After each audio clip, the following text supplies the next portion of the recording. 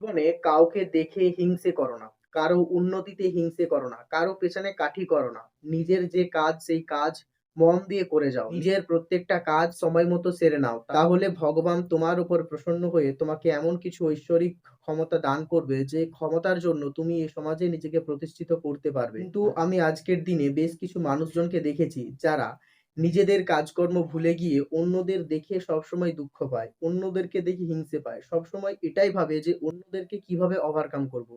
আসলে আপনি তখনই অন্যদেরকে ওভারকাম করতে পারবেন যখন আপনি নিজেদেরকে বদলাবেন। আপনি যদি কাউকে পরাজিত করতে চান তাহলে আপনাকে সবার ১ম এ নিজেকে বদলাতে হবে। নিজের কথা ভাবতে হবে। নিজের প্রত্যেকটা কাজকে সময় মতো করতে হবে। তাহলেই দেখবে আপনি অপরকে সহজেই ওভারকাম করতে পারবেন। আসলে আমরা একটা মানুষকে বাইরের থেকে যেমন দেখি, ভেতরের দিক থেকে সে সম্পূর্ণ আলাদা। ভেতরের দিক থেকে মানুষটা কেমন আমরা সেটা জানি না। তাই আমাদের প্রত্যেকের উচিত কারোর জীবনের উন্নতিকে দেখে হিংসে না করে নিজেকে চেষ্টা করতে হবে। চেষ্টা ছাড়া কোনোদিনই কখনো কোনো কাজ সম্ভব হয় না।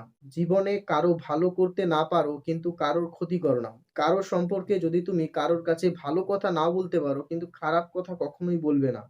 কারণ তুমি মনে রাখবে এই পৃথিবীটা গোলাকার। তাই তুমি যার সাথে যেমন ব্যবহার করছো একই রকম ব্যবহার তুমিও পাবে। শুধু সময়ের অপেক্ষা। জীবনে যদি প্রত্যেকটা মানুষের কাছ থেকে মূল্য, গুরুত্ব পেতে চাও তাহলে তোমাকে সবার সাথে লিমিটেড ভাবে মিশতে হবে এবং খুব দরকারি কথাবার্তা বলেই তার সঙ্গে কথা বন্ধ করে নিজের কাজে ব্যস্ত থাকতে হবে।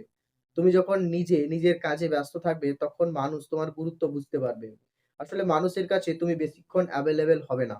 যার কাছে যতটা প্রয়োজন ঠিক ততটুকুই কাটিয়ে নিজের প্রয়োজনে নিজেকে ব্যস্ত রাখো। তাহলেই দেখবে এই পৃথিবী তথা পৃথিবীর প্রত্যেকটা মানুষ তোমার প্রতি তাদের গুরুত্ব বাড়াবে। তোমার প্রতি জানতে তারা ইন্টারেস্টেড হবে। আর বেশিরভাগ মানুষ আছে যারা নিজের কাজকর্ম ছেড়ে দিয়ে অন্যের পেছনে বারবার পড়ে থাকে।